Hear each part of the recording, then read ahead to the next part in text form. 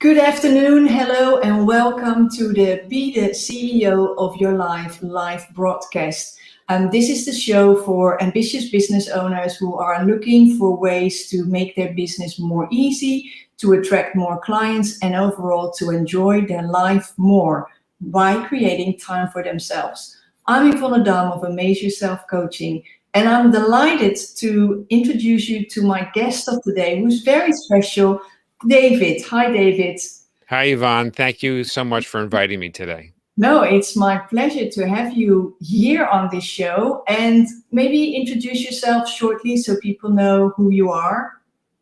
Sure. I'm a podcast host. I also have I have two shows, Smashing the Plateau and Going Solo. They help consultants both launch and grow their businesses. And my own background, I was an employee for 28 years. I've been running my own consulting, coaching, training business for the last 15. And in my case, the trigger that caused me to start my business when I started it was after 18 years in my last job. I was told that my services were no longer needed, which is a very painful experience, even though personally, I anticipated it for about the last year that I was in my job. So I wasn't surprised that it happened, yet I was still quite traumatized by the actual activity around the termination. But the good news is I was thinking about doing something that I really wanted to do, taking control over my destiny. I really wanted to be in charge. So I started my own business, and we can talk more about that. Certainly being an entrepreneur is not for the faint of heart. It's definitely harder work than being an employee. And I worked plenty hard as an employee, and it has its ups and downs, yet I would not trade it for being an employee. And frankly, I can't imagine that anybody would ever hire me again anyway. Well, I have to laugh because that's what happens, right? You become unemployable as soon as you get this entrepreneurship and you get the vibe and you're loving it. That I don't think anybody will have you back, right? Right. Yeah. So thank you for your introduction, and I think you touched on a couple of very important things for a couple of listeners, most likely. First of all, I think many recently, or maybe still now, are going through the same unexpected unemployment, which isn't too pleasant, especially not the way most of it is brought these days. But there's also this lingering dream, because you said that was happening with you as well, right? So tell us a bit about your story. What was the dream and what made you go out on your own? So by the way, the statistics do show that if you're over the age of 50, you have greater than a 50% likelihood that your job will be terminated. Oh, at some point in your career, right? So if you're basically a career employee and you're over the age of 50, chances are your job will be terminated, not due to your own choice. that's horrible. That's a lot. Yeah, at least in the U.S. I don't know about in Europe or the rest of the world, but in the U.S. it's actually much higher than people realize. And I've seen some statistics that during the pandemic that actually increased. And if you look at some of the statistics about business startups, the larger share of new business startups are with business owners that are over the age of 40. And the older workers starting businesses is actually a growing trend. And my guess is it'll probably continue to accelerate as we start to come out of the pandemic. So anyway, so that's a statistical, Yeah. piece. And so my story, how did I figure out that I wanted to be an entrepreneur and how did I actually do it? It actually started much earlier in my career. So 2006 was not the only time that I was fired from a job. And by the way, I did well as an employee in all my jobs. I had good performance reviews. I had good increases in compensation. So the issues in my case, particularly the more traumatic ones, were not performance related. Yet it's still, when somebody tells you that you're not wanted anymore, it's still it still affects your ego, no matter Yes. what. Yeah. The first time it happened to me, I studied engineering, and I worked as an engineer for the first few years of my career, which is, it's a good profession. You can make good money. There's usually lots of job opportunities. And just after my second anniversary in my second job, just after I had received a very strong performance review and a nice raise, my boss called me into his office. He says, "David, I have good news and bad news. The good news is you're doing a great job. The bad news is you don't have a job anymore." And I'm like, "What?" And I'll be honest, I was young and naive, and I should have realized that this was coming, because the company that I worked for had lost a huge amount of their business. They were very focused on government contracts, and politics often affect those kind of contracts. And in fact, yes, there was a political change in Washington, and suddenly, I'm guessing maybe half or more of the business that the company had just disappeared overnight, and they ended up firing about half the staff. So at that point, I did a little bit of soul searching, and I was like, I was looking ahead at what my career potentially could look like if I got another engineering job. And it was a time when there was a fair amount of corporate restructuring going on, and there were companies that were being bought out. And in acquisitions, what often happens is the acquiring company looks for ways to save money. And what they were doing to save money was they were firing the most expensive workers. And in those days, those workers had pension plans, which don't exist anymore in the US, except if you're working for the government, or you have a union job, or a few very small parts of the economy. But then it was prevalent if you worked for a corporation, particularly if you lasted for like 20 to 30 years or more in the same corporation, you would get a pension. And they were firing workers that were at the higher end of the salary scale, and also they would fire workers that were not quite yet vested in their pension plans. So they save money on the compensation, and they would save money on the payout for the pension, which for the company on the bottom line looks good for the shareholders, but for those workers, it's pretty awful. And I'm like, if this is what my future looks like if I stay in engineering, go to work for some big corporation, I'm out. I don't want a part of this. So like, what else can I do with my life? I had looked into entrepreneurship. I didn't know anybody who was an entrepreneur. I didn't grow up in a family of entrepreneurs.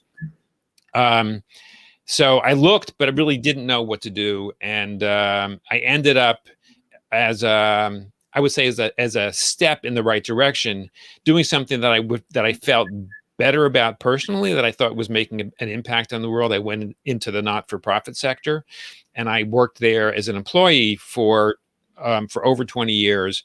And the other thing that ended up being a better fit for who I was in management and leadership roles the whole time.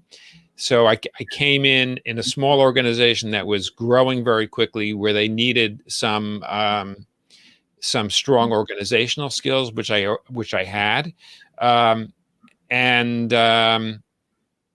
from there on, I was always in an executive position, which actually put me in a good place to launch a consulting business, because then I could consult executives, because I personally had done it for 20 plus years. Yeah. And that's actually how I started my business. And along the way, during the time when I was in the not-for-profit sector, I hired a lot of consultants, and I got to know them, and I got to see how they ran their businesses. Now, it's one thing to watch from the outside, but at least I had an idea about what it would look like. So when I launched my business, I had zero clients. Like I started at total ground zero. Not everybody does it that way. Some people set the stage and they actually have something on the side before they quit their corporate job. That wasn't my case. So starting from ground zero was a little daunting. And I will admit that people who were close to me, who heard what my plans were, thought I was crazy Mhm. because I was at the point in my career where I could have gone on to work in another organization, Yeah. another nonprofit at Yeah. a higher level with greater compensation. That would have been the linear path. It's kind of like, two paths diverge in the woods. Yeah. And I'm the kind of person who tends to take the less traveled path. So that's what I did. But of course, people think they're giving you good advice and they ask all these questions. And all it does is it triggers a lot of fears I and know. it's insecurity and it eats at your self-confidence. And then you go out on your own and you're sitting, at first I was working from home. So I'm sitting at home alone all the time thinking about these things. And it doesn't, right? It does not help your mindset. No, no, no. And I love that you say that, because we often underestimate this, but many of my clients face this as well. They had good corporate jobs. So it almost, I think in many cultures, a good corporate job, meaning a decent salary, a decent position, perks on the side. People think, why would you leave? That's like the Valhalla, you should be there. And then whether you are made redundant or whether you are deciding, hey, I really want to do something else, there's so many people telling you, oh, you shouldn't do it, and it's like you're saying, it doesn't help with your mindset. So what tips, based on your experience, and I know you coach many people through this as well, but what tips do you have for people who go through this, who have a non-supportive, even people may not mean it that way, but they're still non-supportive surroundings? What would you say to those people? What would help them? Yeah. So, first of all, you need to be clear that the mindset of an employee is very different than the mindset of an entrepreneur, right? Yeah. So one of the reasons why I yearned to have my own business and work on my own terms is, as an employee, you do well if you fit into somebody else's structure. That was always like a thorn in my side, particularly the structure of time. So there were in my last job, I would spend probably 95% of my time managing people, which is, there's a lot of unpredictability. People come to work with their issues. Yeah. Things crop up in their day-to-day work where they need help and they need support. So I spend most of my time interacting with my direct reports and trying to help them solve their problems. Yet at the same time, there were certain tasks that I actually had to do on my own. I had to produce, like, for example, if I had to work on a report, somebody else was not going to do that for me. I had to do it. It takes concentrated time. Yeah. It would be way easier for me to do that offsite, where I didn't have people constantly walking into my office looking for me because they needed help. And the reality is, if those employees are without the immediate help for half a day or a day, they'll cope. They'll figure it out. They will work it out. Right. They work it out. It's just like, with your kids come to you, mommy, daddy, I need this, that, the other thing. They'll figure it out on their own for a few hours if you can't answer them right away. Yeah. So the fact that flexibility of being able to work off-site periodically was not something that was part of the culture. I think it's changed a lot during COVID, but pre-COVID, it certainly was not. So things like that would be an issue. So I wanted to be able to set my own structure. That's part of what I really desired as far as my own terms are concerned. So given the fact that the mindset is so different between employee and entrepreneur, when you set out as an entrepreneur, it's really important for you to surround yourself with other people that need to have the same mindset or do have the same mindset. So find your tribe of fellow entrepreneurs. And I learned fairly early on that when I was with other entrepreneurs, I was stimulated. I was challenged in a good way to get out of my comfort zone and do things. One of the things I did fairly early on was to join a networking group, business networking. I knew nothing about networking. In my job, I had never had to do marketing and sales. So I wasn't used to having to get up in front of a room full of people and give a pitch. Well, networking not only taught me how to do it, but by joining a networking group, I had people who actually would coach me on how to do this. Yeah. right? Yeah. So I got to practice with people I would see every week. And then they would also teach me what I needed to do, which was great. So I started to learn how to network, how to give pitches, um, how to get out of my comfort zone and just try a pitch, even though I might fall flat on my face. So, but that was all because I was surrounding myself with people who were like me. So you need to be able to do that. See, that's one of the most important things right out of the gate is find yourself some friends, some colleagues, get a mentor, get a coach, get into a group of other people that have businesses like yours. Don't sit by yourself because it's not going to be good. No, that's definitely not helping. Yeah, so basically you are switching your audience from the people that you already know and that are more employee minded to a more entrepreneurial environment with like-minded people. That is really how you deal with those daunting surroundings that do nothing for your mindset, right? Right. Yeah. It's really important. Yeah. So, and talk to me a bit about, you described your journey, which I really love, but there was always, and I'm not saying always for you, but I'm just thinking about many people that I meet, many business owners. They go up and down. You know, we all seen those pictures where you say like, this is entrepreneurial life, and you think it's gonna be, and I don't think it is. But you managed to build a great business, a sustainable business with a lot of opportunities. You run through two very successful podcasts. You've got loads of clients. So what would you say is the secret of your success, or what is it that you want to share with people who are still finding themselves going up and down and maybe thinking, well, is this ever going to be sustainable? Okay, so here's one thing. There's a myth about sustainability as an employee, Yeah. which is the myth comes from getting a paycheck every payday that's the same. So Mhm. your salary is very steady while you have it. Yeah. If your income from your salary is your primary source of revenue and that disappears, not only you're not going like this, you're going like this. Whoops. Got to go in front of the camera, and Yeah. it drops off precipitously. Yeah. Now, the flip side is if you get another job, your salary goes back up to a Yeah. consistent level on day one. This is Yeah. not what happens as an entrepreneur. As an entrepreneur, things build much more slowly. They're much more uneven.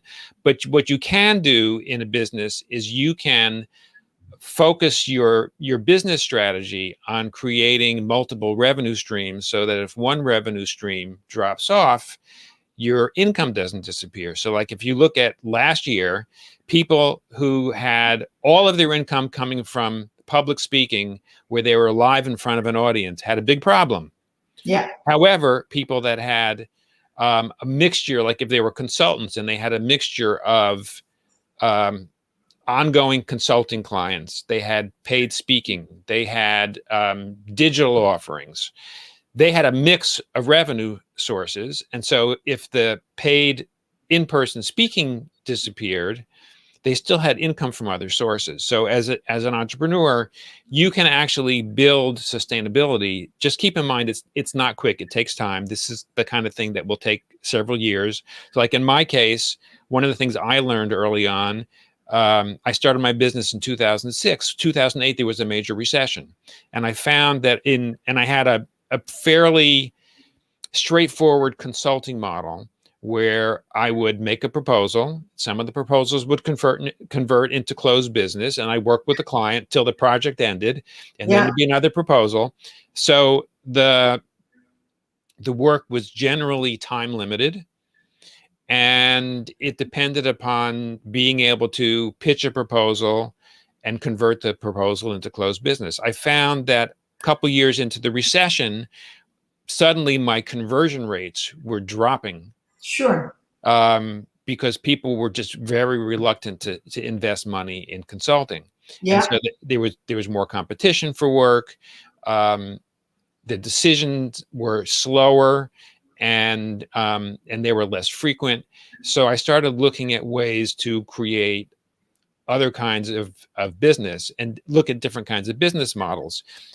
And what I ended up doing was building a recurring revenue model where I started looking for clients that had ongoing problems, where I could establish a relationship with a new client, solving something relatively small that didn't cost a lot of money. So it was an easy decision to get started Yeah, and to do something initially. And we know that it's always easier to sell more to an existing client true. than to close business with a new client. So I Yeah, switched my model from always going after new clients to trying to get a handful of clients that I thought could be long-term clients, get in the door, start doing something small for a small amount of money, establish the relationship, look at what kinds of problems they had, and then try to um, try to offer something that would be longer term and try yeah, to build on that. And yeah. that to me was the beginning of building recurring revenue in my business, which was a game changer. And it's still I still look primarily for recurring revenue models in my business.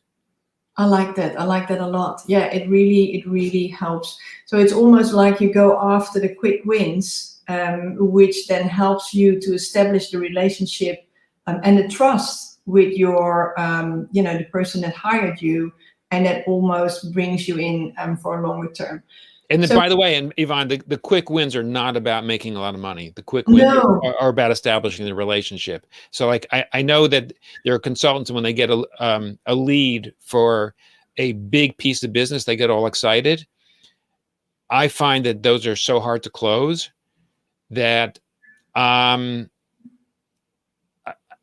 I don't get all excited when I hear those things. I look for something that's a much smaller a smaller step to get started. right. Yeah, I hear you. Yeah. And then, but this is consulting, but you're also coaching. Are those then also longer term relationships, or how does that work?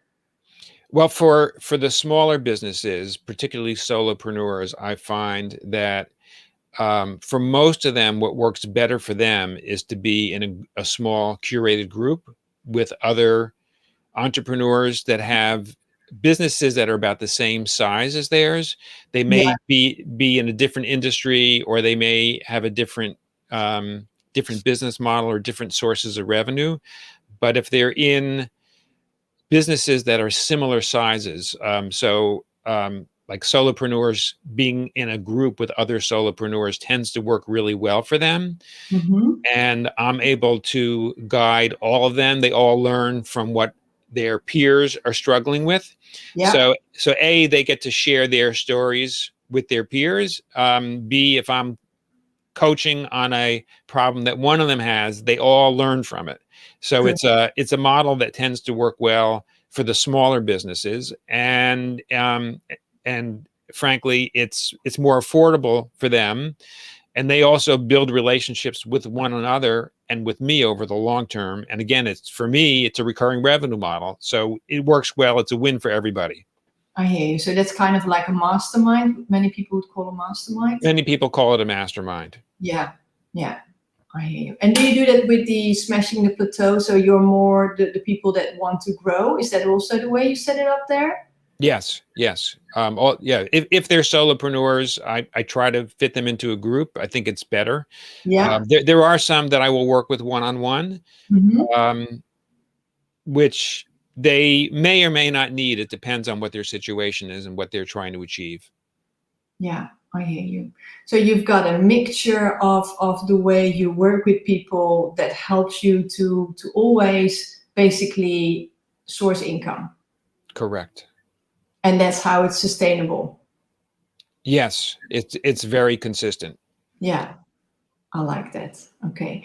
Now talk to me about your own terms, because we spoke about this earlier. This is what I really, really love. And it's something that I see happening all the time. People do things that don't fit with them, or they don't even like to do, but it's because someone told them. And the problem is, I didn't know that before I became an entrepreneur, but as soon as you become an entrepreneur, there's so many people that tell you how you should run your business and what you should do, that your own terms can be pretty difficult. So talk to me about that, because I love to hear that. Sure. It starts with you've got to do some self-reflection and you've got to do some market research. The self-reflection part is be really clear with yourself on what it is you love to do, what it is you're most competent at doing, who you love to serve. And then the Mm-hmm. market research part is what problems do they have that you believe you can solve based on your your reflection on your own skills. So what problems do you think you can solve? And if you're looking for recurring revenue, what kinds of recurring problems do they have that you think you can solve? And not only what problems do they have, but what problems do they want to solve? True. And what problems do they have the resources to solve? So Yeah.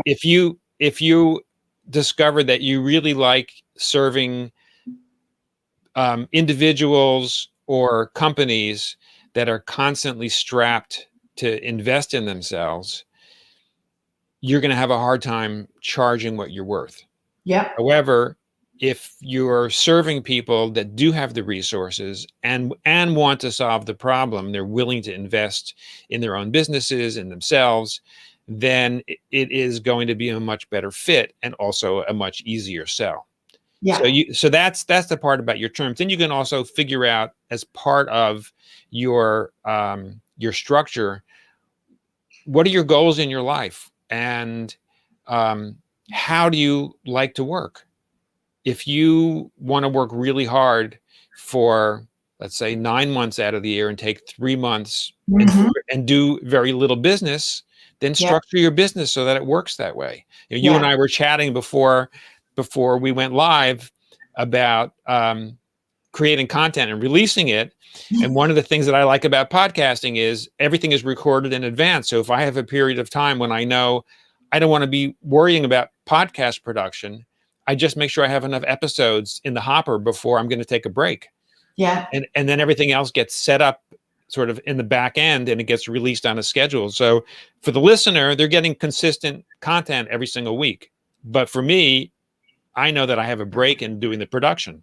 Yeah. I hear you. I like that a lot. Yeah. And like, I'm gonna discover how this is gonna work for video, but I'll figure it out. But I like that you basically say your own terms really comes to knowing yourself and acting on what fits with you. And I think that's so critical. But I also believe that many people either don't have that self-knowledge or they don't want to dive that deep. And I think that's critical.